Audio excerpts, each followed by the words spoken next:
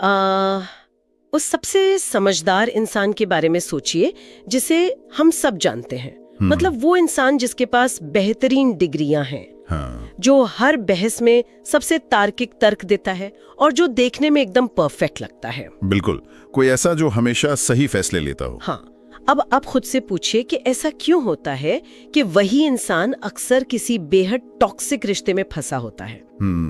ये बहुत आम बात है। या फिर अपने करियर में ठीक उस वक्त कोई बेवकूफी भरा फैसला ले लेता है जब वो एक बड़ी कामयाबी का बिल्कुल करीब होता है। सही कहा, ऐसा बहुत बार देखने को मिलता है। तो आज की इस गहरी चर्चा में हम कुछ ऐसे दस्तावेजों और नोट्स पर बात कर रहे हैं जो साबित करते हैं कि जिसे हम अपनी सबसे बड़ी ताकत मानते हैं, यानी हमारा लॉजिक या तर्क, वो असल में एक बहुत बड़ा भ्रम है, एक इल्यूजन है। बिल्कुल। चलिए इसे थोड़ा खोल कर समझते हैं। आज हम रॉबर्ट ग्रीन के काम the laws of human nature पर आधारित कुछ बहुत ही जटिल विचारों को डिकोड कर रहे हैं। हमारे पास एक विस्तृत लेख है और एक ऑडियो बुक सारांश का ट्रांसक्रिप्ट भी है। दोनों ही बहुत ही इंसाइटफुल सोर्सेज हैं। हाँ, तो हमारा मिशन ये समझना है कि इंसान के मुखौटों के पीछे वो कौन सी आदिम भावनाएं हैं जो हमें ऐसे फैसले लेने पर मजबूर करती हैं जो खुद हमारे ही खिलाफ होते हैं, ताकि हम सब इस जाल में उलझने के बजाय इमोशनली ज्यादा अवेल बन सकें। यहाँ सबसे दिलचस्प बात यह है कि बचपन से हमारी जो प्रोग्रामिंग की जाती है ना, वो पूरी तरह से गलत धारणाओं पर आधारित है। मतलब किस तरह की धारणाएं? जैसे कि हमें सिखाया जाता है कि इंसान मूल रूप से रैशनल या तार्किक होते हैं और हर कोई अच्छे इरादे रखता है। हाँ, सब अच्छे होते हैं वाली बात। एग्जैक्टली। लेकिन जिन सामग्रियों का हम विश्लेषण कर रहे हैं वे इस धारणा को पूरी तरह से ध्वस्त कर देती हैं। इंसान अच्छे या बुरे के इस बाइनरी में फिट ही नहीं होते। तो फिर वो क्या होते हैं? ये कॉम्प्लेक्स है और अक्सर अपनी ही डार्क भावनाओं से संचालित होते हैं। और मैं यहाँ क्लियर कर दूं, हमारा उद्देश्य इन पैटर्न्स को समझकर दुनिया को जज करना या सनकी बनना नहीं है। बिल्कुल। बल्कि उस इल्यूजन से बाहर आना है ताकि हम दूसरों के इरादों को भांप सकें और खुद को मैनिपुलेशन से बचा सकें। तो शुरुआत उस सबसे बड़े इल्यूजन से करते हैं जिस पर हमने अभी बात की, तर्क का भ्रम। हम हमेशा मानते हैं कि हम डेटा देखते हैं, सोचते हैं और फिर फैसला लेते हैं, पर इन स्रोतों को देखकर लगता है कि हमारा लॉजिक तो बस एक वकील की तरह है। हाँ, बहुत ही चतुर वकील, जो सिर्फ हमारी भावनाओं द्वारा किए गए अपराधों का बचाव कर रहा है। क्या ये वाकई इतना डार्क है? मतलब क्या हम सच में लॉजिकल नहीं है? अगर हम इसे व्यापक नजरिए से जुड़कर देखें तो ये सिर्फ डार्क नहीं है, ये हमारी बायोलॉजी है, ये कोई रूपक नहीं है। बायोलॉजी कैसे? देखिए, हमारे दिमाग के काम करने का जो तरीका है उसमें हमारा अमिगडाला, जो हमारा प्राचीन मस्तिष्क है और जो भावनाओं और डर को प्रोसेस करता है, वो हमारे तार्किक हिस्से से कहीं ज्यादा तेज है। मतलब हमारा लॉजिकल दिमाग धीमा है। हाँ, जब कोई आपके काम की आलोचना करता है तो आपका लॉजिकल दिमाग उसे फीडबैक की तरह प्रोसेस करे। उससे मिलीसेकंड्स पहले आपका प्राचीन मस्तिष्क उसे कबीले से बाहर निकाले जाने के एक शारीरिक खतरे के रूप में प्रोसेस कर लेता है। ओहो, मतलब सर्वाइवल मोड ऑन हो जाता है। बिल्कुल, आपके सिस्टम में कॉर्टिसोल दौड़ने लगता है। यानी जब मेरा बॉस मेरी प्रेजेंटेशन में कोई गलती निकालता है तो मैं उसे सुधारने के बारे में नहीं सोच रही होती, बल्कि मेरा दिमाग उसे ऐसे देखता है जैसे मुझ पर किसी जंगली जानवर ने हमला कर दिया हो। यही इसका असल मैकेनिज्म है और यहीं पर वो वकील वाला कॉन्सेप्ट काम आता है। जब आप उस आलोचना के बाद बॉस पर पलटवार करती हैं या कोई बहाना बनाती हैं तो वो आपका तर्क नहीं है, वो मेरा डिफेंस मैकेनिज्म है। एग्जैक्टली, वो आपका डिफेंस है। और एक बार जब आप रिएक्ट कर देते हैं तब आपका लॉजिकल दिमाग एक्टिव होता है और सोचता है मैंने ऐसा क्यों किया। हाँ, और फिर हम खुद को सही साबित करने के लिए कहानियां बनाते हैं। बिल्कुल, कहानी गढ़ी जाती है कि बॉस ही गलत था, प्रेजेंटेशन तो एकदम सही थी। इसीलिए बहुत ज्यादा बुद्धिमान लोग अक्सर ज्यादा बड़े भ्रम में जीते हैं। वेट, बुद्धिमान लोग ज्यादा बड़े भ्रम में कैसे? उनका लॉजिक तो स्ट्रांग होता है ना। यही तो बात है, उनका वकील यानी उनका लॉजिक साधारण लोगों से ज्यादा स्मार्ट होता है। वो उनके गलत और इरैशनल फैसलों को बहुत ही बेहतरीन तरीके से सही साबित कर सकता है। इंटेलिजेंस और इमोशनल अवेयरनेस दोनों अलग चीजें हैं। बाप रे, ये तो थोड़ा डराने वाला है। इसका मतलब है कि हम अपनी ही बनाई कहानियों में फंसे हैं। पूरी तरह से। और अपनी उस इमेज को बचाने के लिए हम जो करते हैं उसे इन स्रोतों में भूमिका निभाने का नियम या लॉ ऑफ रोल प्लेइंग कहा गया है। मतलब हम लगातार एक मुखौटा पहने हुए हैं। सही कहा। लेकिन मैं यहाँ थोड़ा असहमत होना चाहूंगी। मतलब क्या सामाजिक मर्यादाओं का पालन करना ही मुखौटा पहनना है? अगर कोई इंसान ऑफिस में बहुत पोलाइट है तो वो रोल प्ले क्यों है? क्या वो सच में बस एक अच्छा इंसान नहीं हो सकता? ये बहुत ही बारीक लाइन है। देखिए, पोलाइट होना एक बात है, लेकिन इंप्रेशन मैनेजमेंट के लिए अपनी पूरी पर्सनालिटी को दबा देना दूसरी बात है। तो फर्क इंटेंशन में है। हाँ, नोट्स में स्पष्ट किया गया है कि हम सब एक हद तक एक्टर्स हैं। हम अपनी असली भावनाएं जैसे लालच, डर या असुरक्षा छिपाते हैं क्योंकि हमें समाज से बाहर किए जाने का डर होता है। हाँ, लोग जज करेंगे। समस्या तब होती है जब इंसान उस मुखौटे को ही अपनी असलियत मान लेता है। जैसे कोई ऐसा व्यक्ति जो हर जगह सबसे अच्छा इंसान बनने का रोल निभा रहा है। हाँ, जो कभी किसी को ना नहीं कह पाता, हमेशा बस लोगों को खुश करना चाहता है। तो इसे ऐसे सोचिए, वो इंसान अंदर ही अंदर इस बात से फ्रस्ट्रेटेड है कि लोग उसका फायदा उठाते हैं। बिल्कुल, उसे अंदर से तो गुस्सा आ ही रहा होगा। अब यहाँ असली रूप कैसे बाहर आता है? शब्द तो कह रहे हैं अरे कोई बात नहीं, मुझे कोई परेशानी नहीं, लेकिन व्यवहार में लीकेज होती है। लीकेज? हाँ, जब इस व्यक्ति पर दबाव पड़ता है या जब इसका ईगो हर्ट होता है तो अचानक इसका डिफेंसिव रूप बाहर आता है। डिफेंसिवनेस हमारा असली चेहरा दिखा देती है। ओहो, मतलब जब हम क्रिटिसाइज होते हैं तब हम सुनने के लिए नहीं, बचने के लिए सुनते हैं। एग्जैक्टली। लेखक का कहना है कि शब्दों पर नहीं, पैटर्न्स पर ध्यान दें। जब किसी व्यक्ति के हाथ में अचानक पावर आती है या जब वो गहरे तनाव में होता है तब उसका मुखौटा खिसक जाता है। तो इंसान सिद्धांतों से नहीं बल्कि सुविधा और भावनाओं के हिसाब से बदलता रहता है, जिसे स्रोत में चंचलता या फिकलनेस कहा गया है। बिल्कुल सही। यहाँ कहानी वाकई बहुत रोचक हो जाती है, क्योंकि जब हम इन मुखौटों की बात करते हैं तो सबसे मजबूत मुखौटा अहंकार यानी ईगो का होता है। ईगो सबसे बड़ा प्लेयर है। एक ऐसा विरोधाभास है जिसने मुझे सोचने पर मजबूर कर दिया। क्या था वो? आमतौर पर हम सोचते हैं कि नार्सिसिस्ट वो है जो मीटिंग में सबसे जोर से बोलता है, जो अपनी तारीफ करता है, लेकिन स्रोत कहते हैं कि वो इंसान जो कहता है मैं तो कुछ भी नहीं हूँ, मेरे साथ ही हमेशा बुरा होता है, वो भी अहंकार का ही एक रूप है। ऐसा कैसे? हाँ, सतह पर देखने में ये उल्टे लगते हैं, लेकिन अगर हम इसके मैकेनिज्म को समझें तो दोनों का लक्ष्य बिल्कुल एक है, अटेंशन पाना। एग्जैक्टली। सारा टेंशन मेरी तरफ होना चाहिए। इसे वल्नरेबल नार्सिसिज्म कहा जाता है। तो लाउड नार्सिसिस्ट और वल्नरेबल नार्सिसिस्ट सेम ही है? तरीके अलग हैं। एक लाउड नार्सिसिस्ट अपनी तारीफ से कमरे की ऊर्जा खींचता है, लेकिन एक पीड़ित या विक्टिम का रोल प्ले करने वाला इंसान लोगों की सहानुभूति और उनके अपराध बोध यानी गिल्ट का इस्तेमाल करता है। पूरे ग्रुप को कंट्रोल कर रहा है, वो आपको अपने ड्रामे का हिस्सा बना लेता है। बाप रे, ये तो एक साइलेंट और बहुत ही गहरा मैनिपुलेशन है। मतलब रिश्ते में स्पॉटलाइट हमेशा उसी के ऊपर रहेगी। बिल्कुल। और ये ईगो का सिर्फ एक रूप है। इसका दूसरा सिरा तब दिखता है जब इंसान को कोई बड़ी सफलता मिल जाती है। इसे भव्यता का भ्रम या लॉ ऑफ ग्रैंडियोसिटी कहा गया। हाँ, जहाँ सफलता मिलने पर इंसान खुद को नियमों से ऊपर समझने लगता है।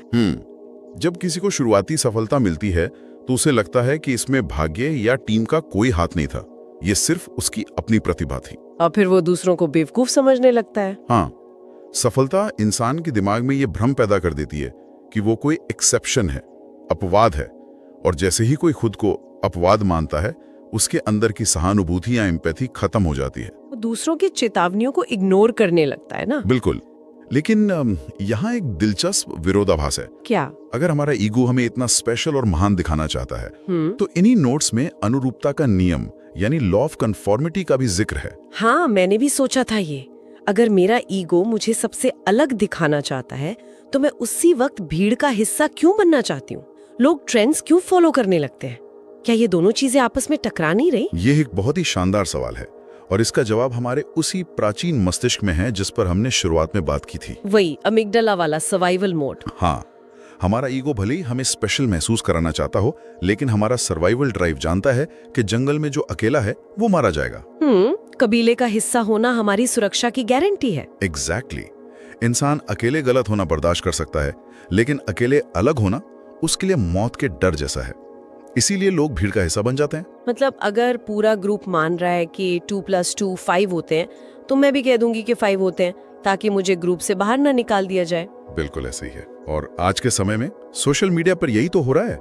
हम लाइक्स और वैलिडेशन के लिए अपनी मूल पहचान को कुचल देते हैं। हम वो बोलते हैं जो सुनने में सही लगे, वो नहीं जो हम असल में मानते हैं। हाँ, और ये जानना श्रोताओं के लिए बहुत जरूरी है, क्योंकि जब किसी व्यक्ति के पास अपनी खुद की कोई स्पष्ट दिशा नहीं होती है, तो वो खालीपन उसे किसी शक्तिशाली व्यक्ति या भीड़ के सामने सरेंडर करने पर मजबूर कर देता है। वो आसानी से कंट्रोल हो जाता है। वो अपनी पहचान भीड़ को आउटसोर्स कर देता है। और समाज तो हमें यही सिखाता भी है ना कि एडजस्ट करो, शांत रहो, अच्छे इंसान बनो। समाज हमें कभी गुस्सा ना करने, कभी ईर्ष्या ना करने की सलाह देता है। बिल्कुल, हमेशा पॉजिटिव रहो वाली बात। लेकिन ये स्रोत एक बहुत ही खतरनाक सच सामने रखते हैं। इनमें छिपे हुए जहर की बात की गई है। मतलब जो लोग कभी गुस्सा नहीं करते या हमेशा अच्छा दिखने की कोशिश करते हैं, वे सबसे ज्यादा खतरनाक होते हैं। तो मेरा सवाल ये है कि क्या अपनी भावनाओं को दबाना यानी रिप्रेशन सच में एक टाइम बॉम्ब की तरह है? इससे एक बहुत ही महत्वपूर्ण सवाल खड़ा होता है। भावनाओं को कंट्रोल करने और उन्हें दबाने में बहुत बड़ा फर्क है। क्या फर्क है दोनों में? कंट्रोल करने का मतलब है कि आपको पता है कि आपको गुस्सा आ रहा है, आप उसके कारण को समझते हैं, लेकिन आप रिएक्ट करने का तरीका चुनते हैं। ओके, और दबाना? दमन या रिप्रेशन का मतलब है खुद से ही ये झूठ बोलना कि अरे मुझे तो गुस्सा आता ही नहीं, मैं तो बहुत शांत हूँ। लेकिन अगर वो भावनाएं दबी हुई हैं, तो नुकसान क्या है? शांति तो बनी हुई है ना। नुकसान ये है कि पुरजा कभी खत्म नहीं होती, वो अपना रूप बदल लेती है। जब इंसान अपनी इन डार्क थॉट्स का सामना नहीं करता, तो वो परछाई के रूप में हमारे अवचेतन में बैठ जाता है। और फिर वो बाहर कैसे आता है? पैसिव अग्रेशन के रूप में। ऐसा इंसान सीधे तौर पर नहीं लड़ेगा, लेकिन वो ताने मारेगा, पीठ पीछे प्रोजेक्ट को खराब कर देगा या बिना वजह साइलेंट ट्रीटमेंट देगा। बाप रे, ऐसे लोग तो अनप्रेडिक्टेबल हो जाते होंगे। हाँ, और जब ये टाइम बम फटता है तो इसका असर उनके आसपास के सभी लोगों पर होता है। ये तो लॉ ऑफ एनवी यानी ईर्ष्या पर भी लागू होता है। इन सामग्रियों में ईर्ष्या के बारे में जो बात है, उसने मुझे सच में अंदर तक हिला दिया। हाँ, ईर्ष्या का मनोविज्ञान बहुत जटिल है। हम अक्सर सोचते हैं कि हम किसी अरबपति या सेलिब्रिटी से ईर्ष्या करते हैं, लेकिन सच तो ये है कि हमें अजनबियों की बड़ी कामयाबी से कोई फर्क नहीं पड़ता। बिल्कुल नहीं पड़ता। असली ईर्ष्या तब होती है जब हमारा सबसे करीबी दोस्त या हमारे साथ बैठा कलीग अचानक प्रमोट हो जाता है। और भयानक बात यह है कि आपकी सफलता इस ईर्ष्या को कम नहीं करती, बल्कि उसे और तेज कर देती है। क्योंकि ईर्ष्या का जन्म कमी से नहीं, बल्कि तुलना या कंपैरिजन से होता है। मतलब अपने करीबियों से तुलना। हाँ, अगर आपका कोई करीबी आपसे आगे निकल जाता है, तो वो आपके ईगो पर एक सीधा हमला महसूस होता है। वो इंसान आपको आपकी असफलताओं का आईना दिखाने लगता है। तो फिर ईर्ष्यालु व्यक्ति करता क्या है? वो सीधा आके तो बोलेगा नहीं। एग्जैक्टली, वो कभी सामने से आकर नहीं कहेगा कि मैं तुमसे जलता हूँ। वो आपकी किसी छोटी सी गलती को बड़ा बना देगा या किसी ग्रुप में आपकी उपलब्धियों को हल्का करने की कोशिश करेगा, ताने मारकर या मजाक उड़ाकर। हाँ, और इसके साथ ही लोभ या कवेटसनेस भी जुड़ जाता है। लोभ, जिसे हम आम भाषा में ग्रास इज ग्रीनर सिंड्रोम कहते हैं, कि दूसरों की थाली में घी ज्यादा लगता है। बिल्कुल वही। लोभ एक मूविंग टारगेट है। इंसान का दिमाग हमेशा उस चीज पर फोकस करता है जो उसके पास नहीं है। जो मिल गया उसकी कीमत दिमाग तुरंत शून्य कर देता है। हाँ, जो नहीं मिला वो हमेशा ज्यादा मूल्यवान लगता है। आप 10 साल जिस पोजीशन के लिए मेहनत करते हैं, वो मिलते ही आपको बोरिंग लगने लगती है और आप दूसरी चीज के पीछे भागने लगते हैं। तो क्या इसका कोई समाधान है?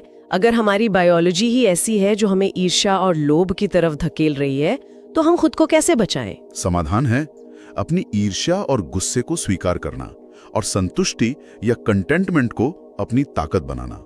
संतुष्टि मतलब एम्बिशन छोड़ दे? नहीं, एम्बिशन नहीं छोड़ना है। संतुष्टि का मतलब है कि जो इंसान अंदर से संतुष्ट है, उसे मैनिपुलेट नहीं किया जा सकता। मैनिपुलेशन हमेशा आपकी किसी दबी हुई इच्छा, लालच या डर के सहारे ही काम करता है। तो इस सब का असल मायने में क्या मतलब है?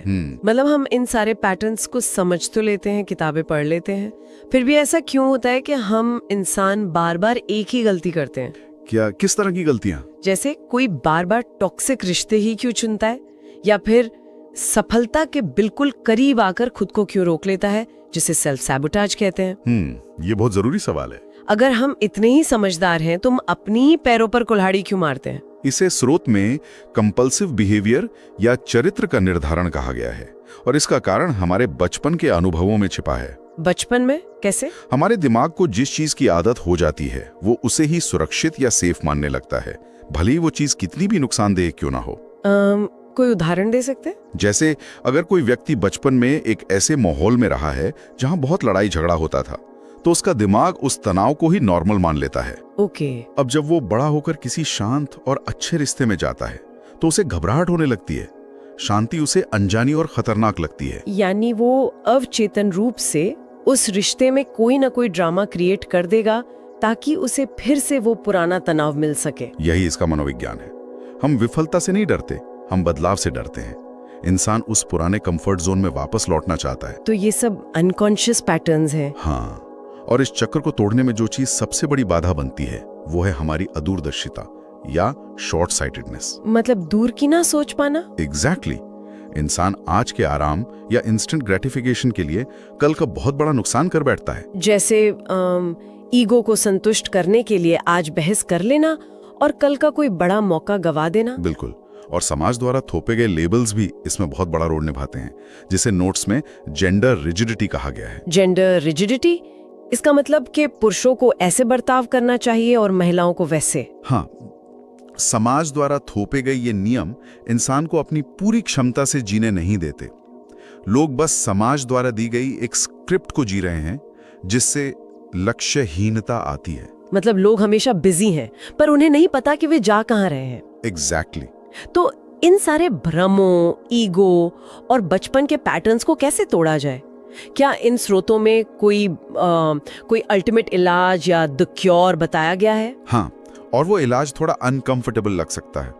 उसे मृत्यु इनकार का नियम या डेथ डिनायल कहा गया है। डेथ डिनायल मतलब हम मौत को इग्नोर करते हैं।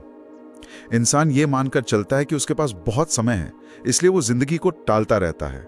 हम अंदर ही अंदर मौत को नकारते हैं। लेकिन मौत के बारे में सोचना तो बहुत डिप्रेसिंग है ना? यही तो इल्यूजन है। मौत का विचार निराशाजनक नहीं बल्कि लिबरेटिंग या आजाद करने वाला है। वो कैसे? इसे एक वीडियो गेम की तरह सोचिए जहां टाइमर स्क्रीन पर नहीं दिख रहा है। आप इधर उधर फालतू चीजों में समय बर्बाद करते हैं। हाँ, बेकार के साइड क्वेस्ट करते रहते हैं। लेकिन जैसे ही वो टाइमर स्क्रीन पर फ्लैश होता है और बताता है कि गेम खत्म होने में सिर्फ 60 सेकंड बचे हैं, तो क्या होता है?